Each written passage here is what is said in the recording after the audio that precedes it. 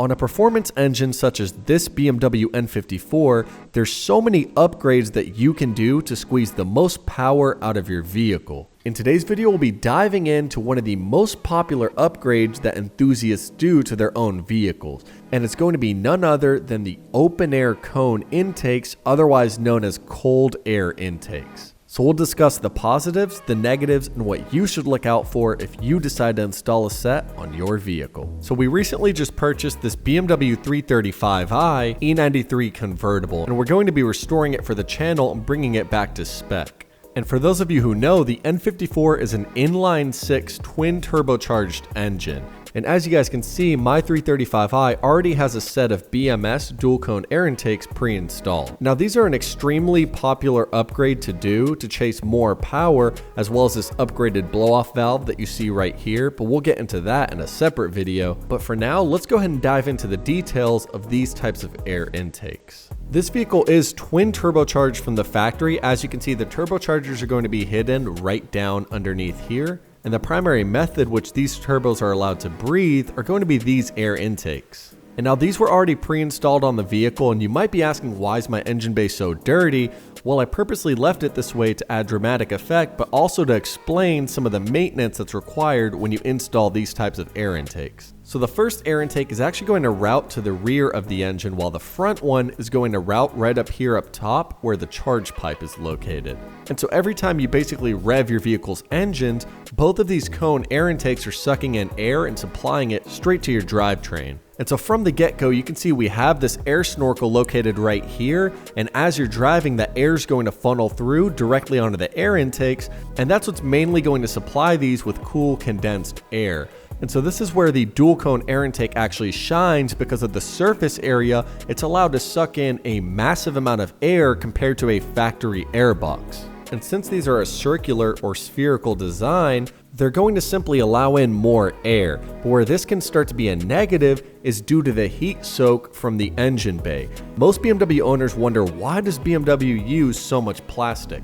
Well, the plastic that BMW uses actually has very good thermal capabilities. It's very good at soaking up heat and dissipating it compared to metal. That's why if you touch your plastic engine cover up here, it's much cooler than, let's say, a bare piece of metal right here. But regardless, where this type of air intake design is actually pretty bad is when you start to factor in heat soak. The vehicle's engine gets up to hundreds of degrees, especially with the hood closed. These air intakes are basically sucking in all hot air when the vehicle's not moving. Think about your vehicle's operating temperature. It's about 210, 220 degrees. Now think about all of that heat being trapped under the hood. For anybody who knows anything about air, cold air is denser and is going to give you better combustion. Hot air is not as condensed, is going to give you worse combustion, therefore worse performance. And now this air snorkel here is actually going to be massively beneficial because it does funnel air directly to the air intakes, but something you have to think about is if you're not at highway speeds, if you're going stop and go or at a red light,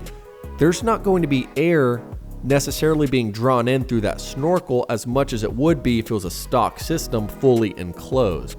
So until you get up to about highway speeds, although the air intakes are sucking in air regardless, as long as the engine's online, they're sucking in hot air. And this is where these dual cone air intakes start to be a massive negative, because there's no airflow to the intakes until the vehicle starts to get up and go. Then you start to get the cool condensed air that allows it to have better performance. But otherwise, you're kind of hurting yourself by running this type of setup, especially in stop and go condition. And now something else to think about if you decide to switch over to some open air intakes such as these BMS ones is that the maintenance is completely different, and you will need to actually stay on top of the cleanliness of the filters.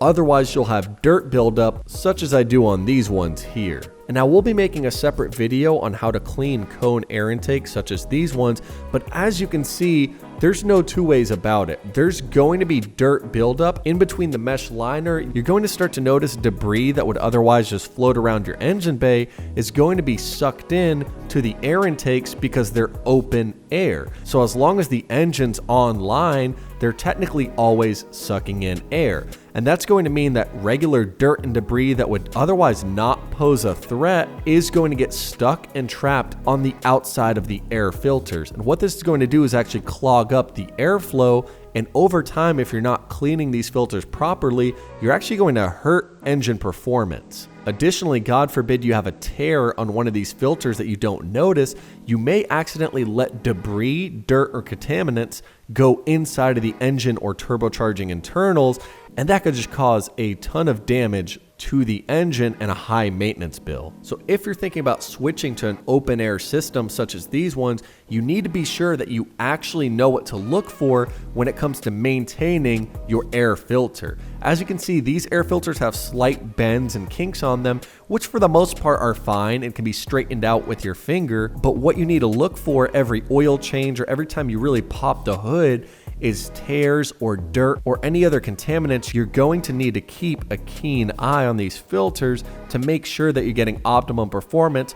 Otherwise, like I said, you're going to actually be hurting performance, not helping it. And again, we will be making a separate video on how to clean specific air filters like these, but I wanted to show you guys what to look for because this vehicle's been sitting for a long time, basically up until I purchased it last week. And now another key note that a lot of people don't really talk about is these types of dual cone air intakes kind of can be counterintuitive because you have both filter elements so close to each other, they're basically drawing air from each other. If you really just think for a moment, think about the dynamics of how air actually flows. You have two spherical shapes, two cone air intakes that are basically drawing air within millimeters of each other. This means that as you rev the engine, since these cones are not getting a massive amount of ram airflow, unless you're actually up to speed on a highway, they're basically both drawing in air in opposite directions of each other. When you start to factor in the heat soak from the rest of the engine, this can start to actually negate performance. And now the purpose of this video is not to bash open air intakes such as this one here. It's not to talk down on them. It's just to say that there's always more to the equation. Open air intakes are an absolutely amazing way to get some raw engine sound out of your vehicles, especially paired with an upgraded blow-off valve. You're going to get some of the best miles per gallon that you could pay for only a few $100. Your vehicle's going to sound much meaner, the turbo spool's going to be so much louder, and overall just makes your vehicle feel more dynamic and connected to the road. Additionally, with a tune and with various other supporting mods, open air intakes can actually be an amazing way to boost power, especially if you keep the OEM snorkel intact or route these things in a way that ram air is optimized. Well, then this type of air intake is actually pretty great. Overall, my thoughts on this topic: if you decide to install cone air intakes, you need to do the following. Be sure that you're properly cleaning them on time and you're oiling them in the correct way. But for the average regular daily driver, it's not necessarily needed, but this upgrade can still be pretty great as long as you stay on top of your air filter maintenance.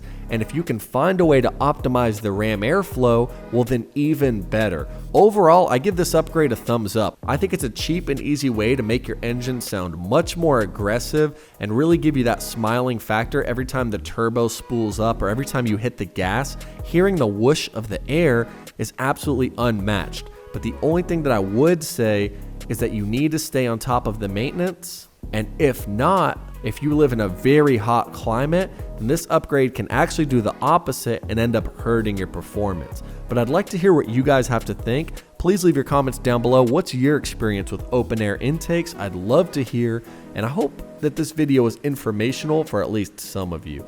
As always, thank you guys so much for watching, and I'll catch y'all in the next one. Peace out.